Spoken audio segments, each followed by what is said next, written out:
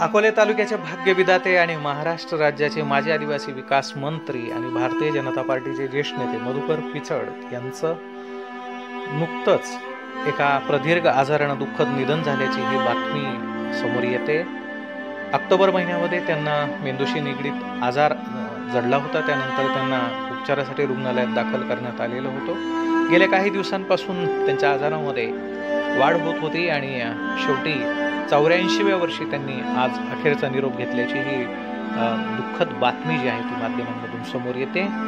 नाशिकच्या एका खाजगी रुग्णालयामध्ये त्यांच्यावरती उपचार सुरू होते। त्या दरम्यान त्यांनी वयाच्या 84व्या वर्षी अखेरचा श्वास घेतलाय।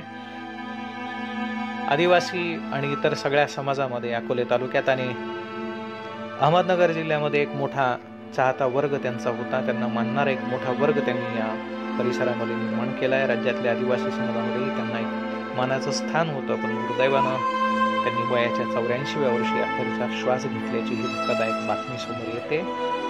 अकोले तालुक्यासह संपूर्ण परिसरामध्ये शोककळा पसरल्याचं चित्र आहे। ब्युरो रिपोर्ट, जनमत मराठी न्यूज।